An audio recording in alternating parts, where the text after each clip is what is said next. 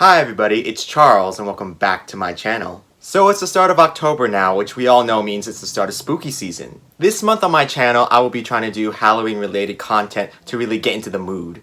I tried doing this whole lumberjack look for a costume today, but it's hot, so I was like, I gotta unbutton some of this because I'm not about to be sweating. So I thought it would be fun for the first video of the month to recommend and tell you my top 10 horror movies of all time. All these movies are well known and have been seen by mostly everyone, but I'm still going to summarize the plot of each movie just in case you haven't seen it. I enjoy the occasional trashy horror movie from time to time, but it's really the horror movies that have something to say and that can really get underneath my skin that I really enjoy. Before I continue, I'm just going to say if you haven't subscribed to my channel, you should do so because I post content weekly and you're going to see my face every week if you do. If that's something you like. Also, my content is going to start varying soon. I'm hoping to do some book-related and music-related things on this channel very soon. I just want to talk about some honorable mentions real quick. These horror movies are all great. They just don't make the list, but I just wanted to mention them real fast. So you have Hereditary, The Conjuring, Get Out, The Strangers, The Ring remake, The Evil Dead remake, Happy Death Day, Zombieland, and The Lighthouse, just to name a few. Okay, so without further ado, let's get into this. Okay, so number 10 on my list is the iconic 1978 film Halloween from John Carpenter. Halloween is the story of Michael Myers and how on Halloween night he killed his sister, and then 15 years later he escapes the mental hospital where he's being kept and he returns to his hometown and starts killing people again. The movie most notably stars Jamie Lee Curtis, Donald Pleasence, Kyle Richards, and Nick Castle. To most, Halloween is demure in comparison to horror movies that are coming out today, but you can't deny how iconic this movie is and how much of an impact it made on the horror movie genre. The score of this movie alone is simply iconic, and the whole opening of the movie with the pumpkin being shown and the credits rolling and the score playing is just chilling. This was Jamie Lee Curtis's first role, and I find it great that she isn't shy when she's talking about this movie and how she got cast as Laurie because of her parents. Not that she isn't talented, of course, it's just that she knows that she has famous parents and that because of that, she probably had a better chance of getting the role. Nepotism in Hollywood, what are you gonna do about it? The movie is a really slow building one, but once Halloween night starts, that's when things really take off. I mean, you can't talk about horror movies without talking about Halloween, which is why it's on my list. It might not be as exciting as it once was, but it's still a great horror movie, and I was just like, yeah, it's gonna be on this list because it's that girl. The 9th movie on my list is 1975's The Stepford Wives from Brian Forbes. The movie is about a woman named Joanna whose family has just moved to a quaint town called Stepford in Connecticut, but soon she realizes that there's something sinister lurking underneath the surface of this seemingly perfect town. The movie most notably stars Catherine Ross and Paula Prentice. Yes, I think that's how you pronounce her name. I'm bad with pronunciation!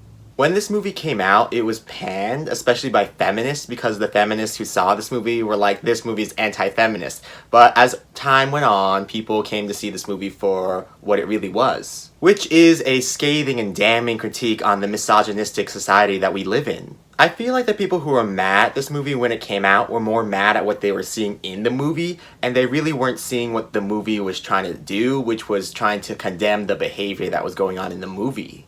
This really isn't a traditional kind of horror movie, but I really love it for that fact alone. The horror of this movie is that the women in the town are slowly starting to change into these ideal versions that men want them to be, and it's just like these women are changing so suddenly from who they once were, and it's just very scary seeing it happen.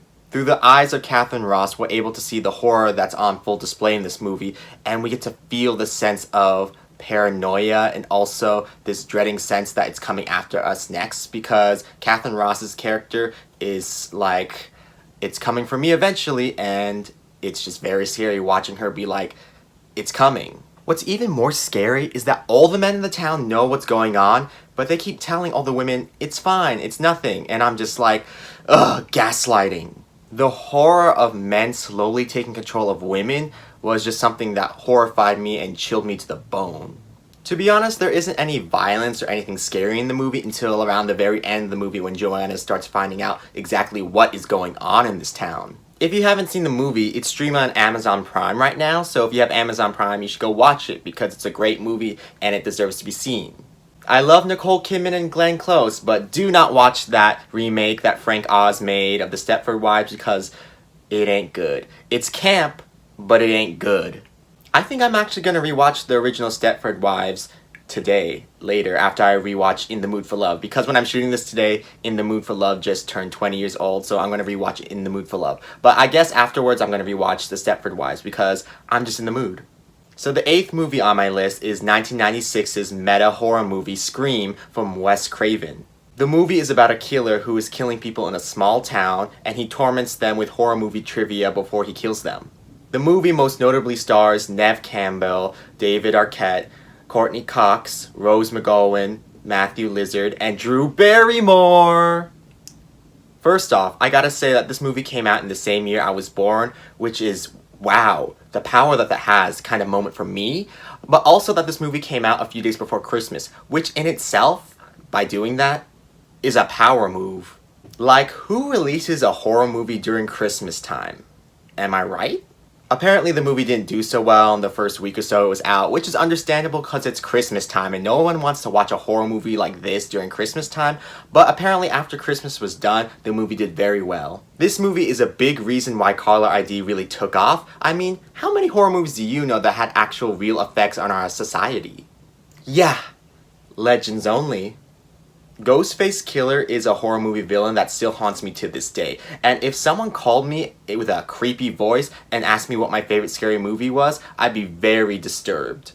Saying the name Ghostface Killer, I feel like I'm talking about a rapper. Is there a rapper named Ghostface Killer? Because I just feel like I'm talking about a rapper for some reason. As fans of Scream know, Drew Barrymore is only in the movie for about 10 minutes at the very start of the movie, but she does a lot with those 10 minutes. She is simply iconic in the movie, and she gives a legendary performance, one for the horror movie history books. Each scream she gives in the movie has a different meaning behind it, and I'm just like, wow. Not all actors would be like, let's make each scream mean something. They would just scream. Drew was like, each scream I'm gonna give, it's gonna mean something. After talking about Ghostface and Drew Barrymore, you have to talk about Courtney Cox and her iconic character, Gale Weathers, the iconic news reporter. Yeah, I said news reporter a little weird, but whatever. Courtney running around in this movie in great outfits, all while being a crazy media person, is something I cannot get enough of. She was like, get that footage! Get that footage! Everyone else in the movie is great too, but it's just those three people really elevate this movie to something special. Sure, this movie is a horror movie, but it's also very comedic, and I just love how it's addressing the rules of the horror movie genre, and it was like, we're gonna be meta. Wes Craven said, I'm about to change the game once again. Lastly, I gotta say I'm mad about Scream 5 because I wanted to be in that movie! My dreams of being a Kirby from Scream 4 type character are crushed. So the 7th movie on my list is 1973's The Exorcist from William Friedkin. The movie is about a 12-year-old girl who becomes possessed by an entity, and her mother must try to find help in order to save her daughter. The movie stars Ellen Burstyn, Linda Blair, Max von Sydow, and Jason Miller. This movie is the first major horror movie to rack up Oscar nominations, and it got 10 Oscar nominations. It won 2 Oscars, but it lost out on the most important Oscar it should have won, which would have been for Best Lead Actress for Ellen Burstyn. The horror movie bias in the Academy is real, and if all was right in the world, she would have won her Oscar for this performance in this movie. Ellen Burstyn was truly giving an amazing performance in this movie, and if you just watch the movie, you can see how much complexity she puts in her character of Chris. Like I said with Halloween, this movie might seem a bit demure for people now, but I still find it very affecting and very chilling. Linda Blair as Reagan. A moment. I know Linda isn't using her own voice when she's possessed, but she's still doing all the physical stuff in the movie, and she really killed it, and she really deserved her Oscar nomination for this movie. Once Reagan starts going off in this movie, that's when it really takes off and becomes scary. The whole "the power of Christ compels you" scene in this movie is long, but it's still pretty great. Being the first is never easy, and this movie really didn't get the praise it deserved. It should have won more Oscars at the Oscars, but, you know, that's just how it is. And at least this movie gave entryway for other horror movies to get into the Oscars, so there's that. I know the movie was critically acclaimed at the time, I'm just saying that the movie should have won more awards because it deserved them. The sixth movie on my list is 1968's Rosemary's Baby from Roman Polanski. This movie is about a newly married couple and them moving into this new apartment. They're trying to have a baby, and when they get pregnant, the wife, the titular Rosemary, starts seeing that her husband and neighbors are being very strange. The movie stars Mia Farrow, John Cassavetes, and Ruth Gordon. This movie was critically acclaimed at the time it came out and made so much money. It really was a success in every sense of the word. Still, when it came to the Oscars, it only got 2 nominations. I mean, it won for Best Supporting Actress for Ruth Gordon, but you know, it deserved more. This movie is really a paranoia thriller of sorts. It's more of a thriller than a horror movie in my opinion. The only reason why this is classified as a horror movie because of all the elements having to do with Satan and the devil. And the Antichrist. The scene where Satan or the devil or whoever it is impregnating Rosemary was simply horrific to watch. It was so scary. The gaslighting going on in this movie of Rosemary was very scary because she was like, something is wrong, y'all. And they were all like, girl, you being crazy. You need to calm down. And I was like, not with gaslighting. Ugh. When you sense danger and people around you are like, you being crazy, I'm just like, that is the worst feeling ever because you can sense things, so maybe you should trust your own instincts instead of trusting the people around you, because the people in this movie were not trustworthy at all. This movie is very well crafted, and a lot of horror movies today want what this movie has, but they can't get it because this movie is just, it captures something that no other movie can recreate. Okay, so the fifth movie on my list is 1980's The Shining from Stanley Kubrick. The movie is about a family that's taking care of an isolated hotel in the middle of winter in the middle of this Colorado ski resort up in the mountains, and there's this sinister force that influences the father to commit acts of violence. The movie stars Jack Nicholson, Shelley Duvall, Danny Lord, and Scatman Crothers. I've never read the book from Stephen King, which is what this movie's based off of, and apparently he doesn't like this adaptation of his book because he says it's not really faithful to it. But then again, Stephen King books, you don't want to be too faithful to all his books because he's problematic. Stanley Kubrick's direction in this movie is so strong. He makes so many great choices with the imagery he shows and the way the camera moves in this movie. It's just amazing. I really hate how this movie has Razzie nominations, and I'm just like, the Razzies are stupid, you guys. We're gonna skip ahead right to Shelley Duvall because she got a Razzie nomination for this movie, and I'm just like, how dare these people? The Razzies hate women, you guys. If you don't know that, they hate women. The receipts are all there. The terror that Shelley Duvall displays in this movie is something that is so hard to watch at times, and I'm just like, wow, she really produced that performance, which, if you know anything about the production of this history, Stanley Kubrick was like, you gonna cry, girl, you're gonna cry. And apparently she passed out because he made her do so many takes where she was crying that she was like dehydrated. The scene where she's fending off against her husband with that baseball bat while going up the stairs, and the scene where she's in the bathroom and he's trying to break the door down, are really the scenes where Shelley Duvall is acting. This movie recently turned 40 this year, and if you haven't watched it or if you haven't seen it in a while, you should rewatch it because when I rewatched it, I was like, wow, this just keeps getting better and better with every viewing. Jack Nicholson terrorizing everyone in this movie was something I did not want to see. He was very scary, and I was just like, oh my god, get away from Shelley Duvall and Danny Lloyd, please. The things that they show in this movie, the creepy imagery, I'm just like, I am not here for any of this, you guys. The infamous scene where Jack Nicholson is breaking down the bathroom door and then he sticks his head through the hole he's made and he's like, here's Johnny. I'm just like, stop.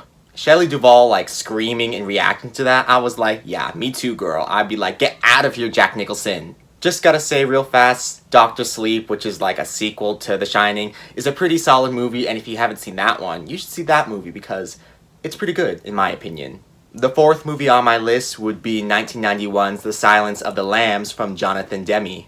The movie is about CIA agent in training Clarice Starling and how she gets help from the notorious cannibal killer Hannibal Lecter as they are searching for a killer who is kidnapping women and killing them and skinning them. The movie most notably stars Jodie Foster and Anthony Hopkins. This was a breakthrough for the horror movie genre in general because it was critically acclaimed, it made a lot of money, and it won a lot of Oscars. It's only the third movie ever to win the Big Five awards at the Oscars. Both Jodie Foster and Anthony Hopkins are so iconic in this movie, and still to this day their performances are so magnetic and compelling. I still think about the version of this movie that could have been with Laura Dern as Clarice Starling. Seriously, Jonathan Demme really went off with this movie. His direction is absolutely perfect. Not a single moment wasted at all. I recently rewatched this movie, and rewatching it, it helped me remember how amazing this movie really is. If you're gonna watch this movie, watch the Criterion edition of it because it's a great transfer. Buffalo Bill being all like, "It puts the lotion in the basket," is unsettling. The third movie on my list is 1981's Possession from Andrei Zulawski. I actually already posted a review about this movie on my channel, so you should check that out if you want to know about this movie more. But this movie is about a woman who asks her husband for a divorce and their proceedings with that, and how something sinister comes up to the surface after she's asked him for a divorce, and yeah, stuff ensues. The movie stars Isabelle Adjani and Sam Neill. I recently watched this movie for the first time, and it really blew my mind. The majority of this movie is just Isabelle and Sam going at each other about their marriage, and that really is where, for me, the horror came from. If you thought Marriage Story was very tense and hard to watch when Scarlett and Adam were going at each other, then you have not prepared yourself for the conversations, the arguments that go on in this movie. The creature in this movie was so like, every time you see it, it's constantly evolving, and the shape it took at the very end of the movie was very unexpected. Still, even though there is a creature in this movie, it's more about the struggle between Isabelle and Sam Neill's characters that really is where the horror, for me, is coming from. This is a hard movie to find, but if you can find it and if you can watch it, I would highly recommend you watch it because it's a great movie.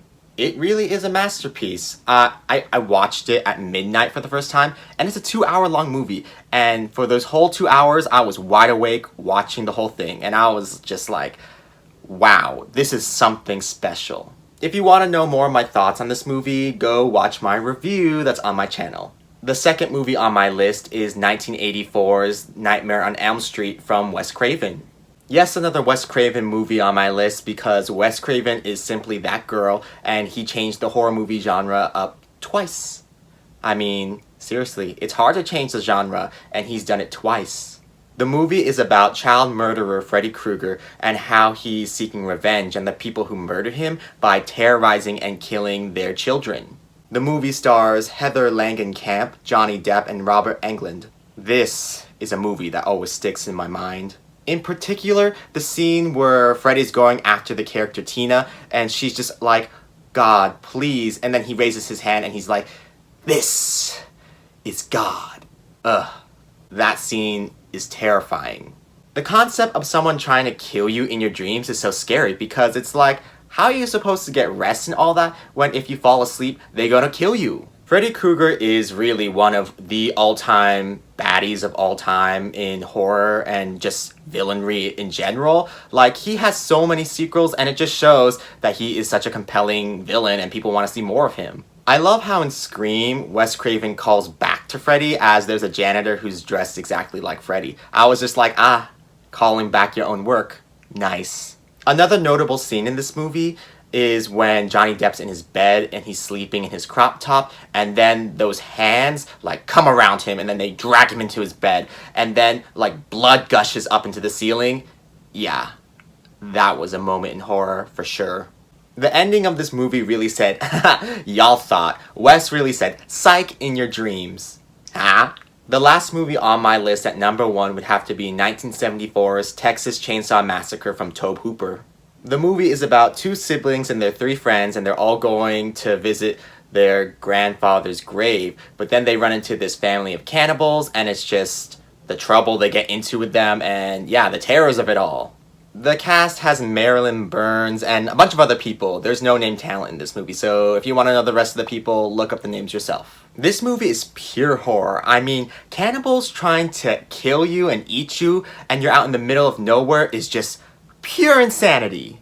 The first time I watched this movie, I was at home and it was night, and I swear I almost started screaming out loud. I remember getting up from the couch a lot of times because I was just so stressed with what was going on in the movie.